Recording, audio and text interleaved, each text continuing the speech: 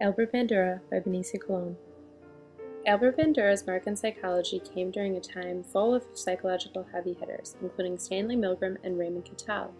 His social cognitive theory emerged and brought a new perspective to psychology, which explained that behavior, such as aggression or anger, is learned through observing and imitating others. But before we discuss Bandura's Bobo dolls, let's reflect on Bandura's life before he became legendary. Albert Bandura was born on December 4, 1925, in Bandura, a small town in Alberta, Canada. He was the youngest and sole boy of 6 children, and his mother and father worked earnestly as farmers. Although his parents did not have formal education, they stressed the importance of academics to all their children. Thus, when given the option between staying in Bandura farming for the rest of his days or attending a university, he happily chose the latter. Bandura attended the University of British Columbia in Vancouver.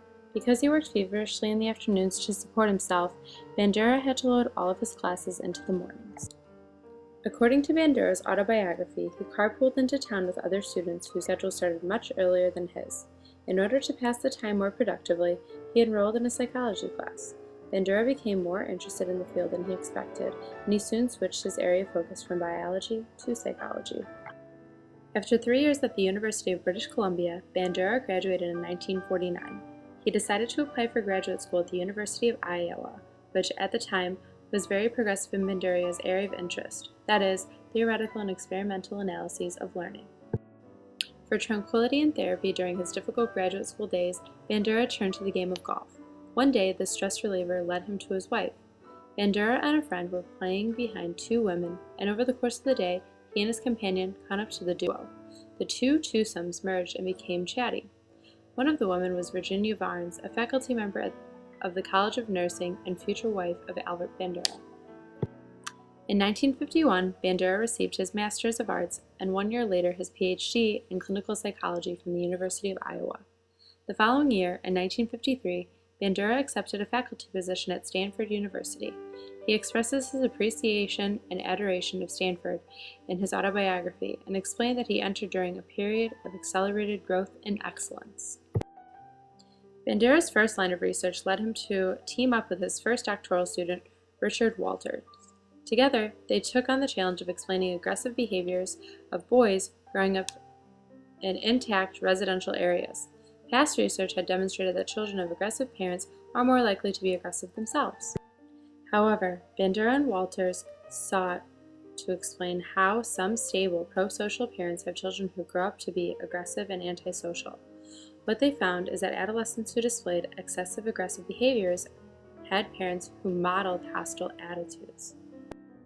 Even though parents condone aggression in the home, they supported their sons when they displayed hostile attitudes and aggressive tendencies in other contexts, such as the community or school. Consequently, the boys modeled their parents' aggressive attitudes. For this subgroup of boys, Bandura and Walters determined that what maintained their behavior was not being directly punished for their aggression, but rather observing others expressing aggression. Sigmund Freud and Clark Hall's earlier theories of motivation led to the conclusion that direct parental punishment would inhibit aggressive behavior. However, Bandura and Walters' research in 1959 proved that this was not enough. Adolescent boys who were not directly punished but saw their parents being aggressive towards others developed similar aggressive behaviors. This preliminary work on aggression led Bandura to explore how people learn through their observations. He extended his work to focus on social learning and put Freud's catharsis theory to the test. At the time, Freud's theory was widely accepted. That is, individuals who observed violence and aggression in others would decrease their personal drive to be aggressive. In 1961, the famous Bobo doll was used to examine this side of social modeling. Children watched videos of a model who demonstrated novel violent or non-violent behaviors towards a Bobo doll. According to Freud's theory, the children who were exposed to the violent model should not display aggressive tendencies because the model inhibited their need to act aggressively. However, the children who observed the violent model displayed similar behaviors, whereas the children who watched the non-violent model rarely displayed aggressive behavior toward the Bobo doll. The noteworthy conclusion from this social learning theory is that learning occurs in the absence of reinforcement. The world-renowned behaviorist B.F. Skinner developed his behavioral theory of learning just 6 years before Bandura's social learning experiments. Skinner's theory stated that behavior associated with learning is nothing more than a product of the various reinforcements and punishers. Bandura's experiments, however, showed that children learn in the absence of direct reinforcement and punishment. He determined that when a person watches someone else being reinforced for a behavior, they receive vicarious reinforcement because they identify with that person and put themselves in that person's place. Moreover, Bandura's studies examined how we interact with our environment, a term he coined reciprocal determinism. He concluded that behavior, internal factors, and environmental influences all operate as interlocking determinants of each other, according to his social cognitive theory. The current applications of Bandura's Bobadil study are simple. Antisocial models may have antisocial effects, especially on children and adolescents. It also helps us understand how observational learning can lead to cycles of violence and abuse in family.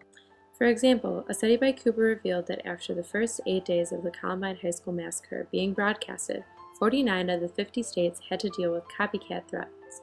Pennsylvania alone had 60 threats. Bandura's theory came during a time of great progress in the field of cognitive psychology. From the 1920s to the 1960s, John B. Watson and Skinner dismissed the role of cognition and redefined psychology as the study of observable behavior. Bandura's studies on social learning in 1959 and the early 60s were the beginning of the field's transition from pure behaviorism to a more cognitive behavioral psychology. Theorists like Bandura began to acknowledge mental processes which had not been thoroughly examined since the days of the psychoanalysts. Cognitive processes became the focus of Bandura's most recent research on self-efficacy. I'd like to reflect a moment on some of the similarities and differences between Bandura's social learning and Skinner's operant behaviorism. Both theorists heavily influenced how we conceptualize learning. As mentioned before, behaviorism focuses solely on punishers and reinforcement and how they shape our behavior related to learning. This theory would say, for example, that a student who strives to do well in school does so because in the past he or she has been reinforced for this behavior or punished for not behaving this way. A social learning theorist, on the other hand, would say that the same student who strives to do well in school does so because he or she observes others being reinforced for engaging in the behavior or punished for not engaging in the behavior. The social cognitive theory developed by Bandura was significant in the realm of psychology. It contrasted radical behaviorists and brought in a new perspective of learning that did not rely solely on reinforcement and punishment. It incorporates cognitive processes that were previously omitted by behaviorists. Simultaneously, Bandura's theory incorporates behaviorism by using the term reinforcers and punishers just in an indirect way, that is, vicariously through others. There are, however, some criticisms of Bandura's social learning theory. First and foremost, social cognitive theory suggests that the most effective way to learn is through observing others rather than actively demonstrating the behavior related to learning. When presented with a problem, it is best to solve the problem directly rather than observe another person do so. A second weakness of Bandura's theory is that motivation and emotion are not considered relevant and important to learning. Finally, social learning theory does not acknowledge individuality, context, or experience as mediating factors in learning. Despite these criticisms, Albert Bandura's research on social cognition and self-efficacy has strong underpinnings and interventions that are implemented in the schools by school psychologists and educators. Schools are quickly learning that their students' behavior is as important as their students' academics.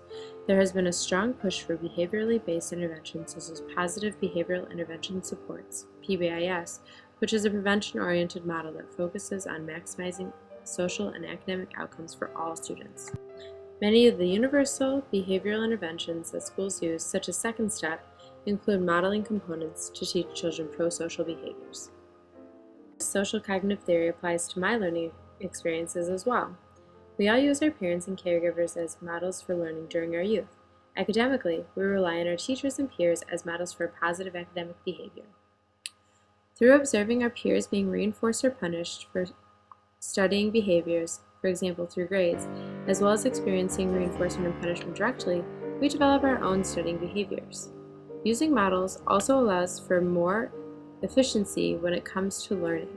Rather than relying on reinforcement and punishment to learn a behavior, presenting students with a model of the desired behavior can quicken the acquisition of the behavior.